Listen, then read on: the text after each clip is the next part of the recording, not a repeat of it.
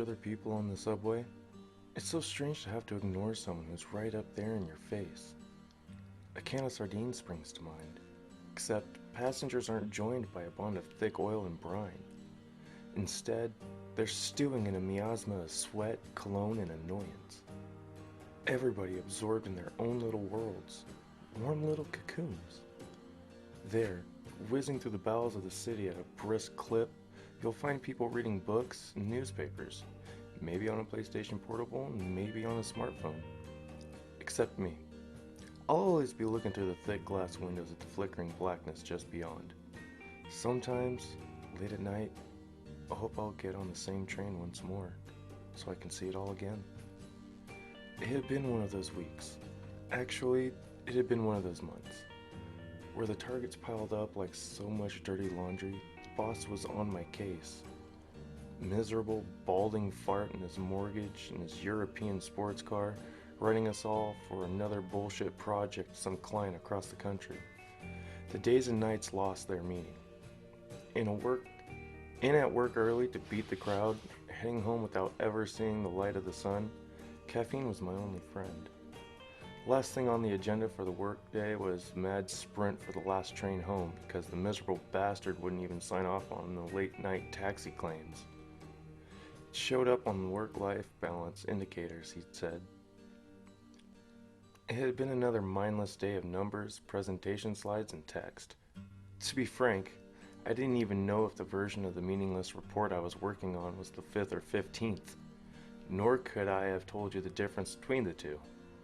The office had already emptied out an hour before, my last coworkers giving me a commiserating pat on the back as they headed off. I cursed as I stuffed my laptop and swept some papers into my bag.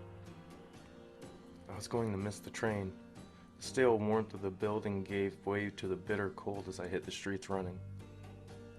The station was deserted, not unthinkable at this time of the night, but eerie all the same. There's something about a hollow space meant for crowds. I'm not talking about muggers or anything like that. There is an air of the forbidden about these empty spaces. That's how the night started out, expectant, waiting for something to happen. Not that I cared at the time. The escalators were out for the night. I was wheezing hard by the time I got to the bottom. That old college fitness long drowned under an ocean of booze, buried under a mountain of fast food. I thought the last train had already left, resigning myself to a long wait for an expensive taxi ride back. I was about to leave when a train pulled up with the familiar scream of metal on metal. Graffiti adorned the gray skin of the train, tribal tattoos for the modern locomotive. The doors hissed, warm air belched from the cabin, and I got in. The train, strangely, was full. Not packed, but it was crowded. I found myself a seat in between an old man in a large brown overcoat and a young lady that was wearing a dark formal dress. A large flower pinned to her breast, her face a mask of mascara and eyeshadow, inexpertly applied. Across from me sat a pair of army guys in fatigues, their scalps shining pink under their tight buzz cuts, and many more besides. It was a puzzling thing to have a cabin so full late at night with such a motley crew of inhabitants. With a shudder, the train pulled out of the station. I settled back contentedly into my seat. The network connection into the tunnels was never dependable. I had to find another way to entertain myself on the ride home. The noise from the screech of the rails and the rush of air outside seemed muted. Instead, the cabin was filled with the soft susurrus, the hushed tones of a crowd in the theater, expectant but subdued. The cabin felt colder than it should have been. Was the heating out again? It couldn't be.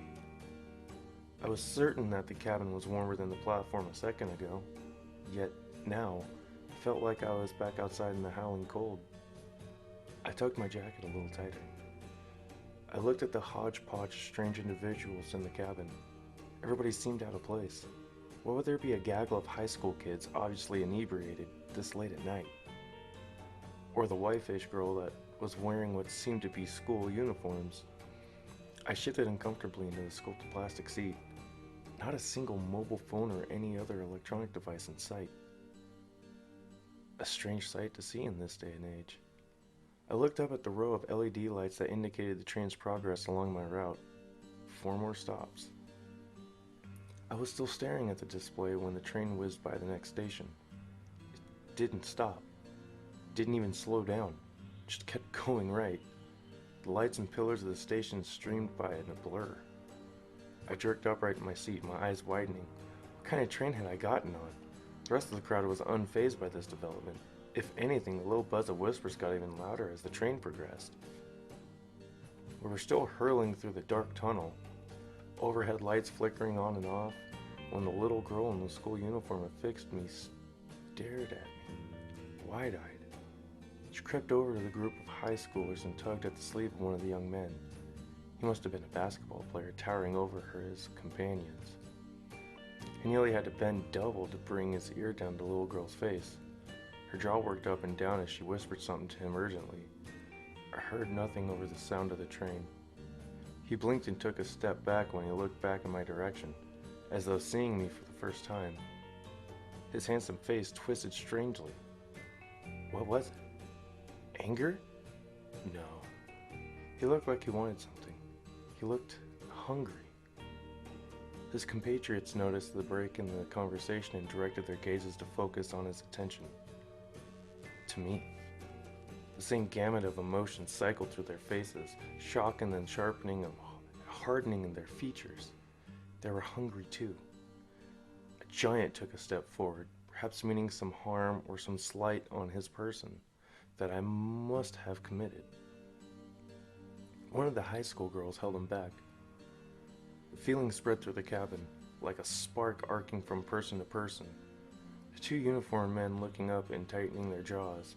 The old man next to me, perking up and scooting down another seat so that he could look at me without straining his neck. Outside, a blur of lights told me that another station was shot by. 3 more stops. I shrank back in my seat, the tendons straining on the surface of my hands as I clutched at my bag, protectively, as though that the stupid gesture, grabbing onto my work, the focus of my life, would be grounding me and taking me to this nightmare. It didn't. I felt the weight of their eyes on me, like insects crawling over my skin. Something was wrong. So clearly wrong. This strange crowd, so different, yet each of them was wearing that naked need on their faces. Don't mind them, they're just jealous of you, the young lady by my side. Her voice was soft, mellifluous. Don't stare back and don't talk to them. I turned to look at my erstwhile companion. What are they jealous of? I just wanted to catch the last train home. It's the last train home for all of us too, she smiled. She was very pale, very beautiful. But not all of them want to be here, and looking at you going home tonight makes them so very unhappy. Where'd they all come from? Was there a convention? A meeting? I cast my eyes around the cabin again, but was stopped halfway by her strong fingers on my chin. Her fingers were icy cold. She turned my head around to face her. Everywhere, all around. Most of them didn't want to be here, except me maybe. I'd had enough of where I was. I miss my parents. I haven't seen them in such a long time. It took a while for me to gather enough courage to go look for them. She paused, suddenly pensive at what she'd said. You're not meant to be here, you know. You're on the wrong train. This isn't your ride. Outside the window, another station went by. My eyes flicked back to the board with all the little lights. 2 stops to home. The whispering in the cabin had started up again, louder than before, but still muffled by the sounds of the rails and the rushing air outside. They were talking about me. The atmosphere grew oppressive. The attention of the crowd felt like a rock on my chest, a vice. My breathing grew labored, each inhalation a struggle. I wheezed. My companion sensed my discomfort. I wish I could help, she said, sadly.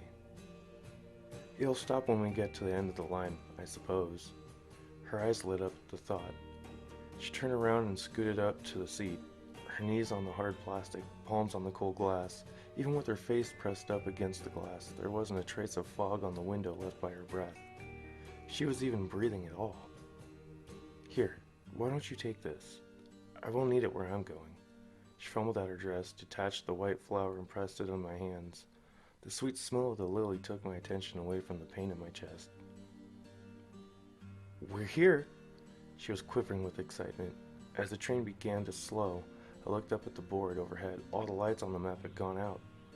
Where were we? She cupped my chin in her hands.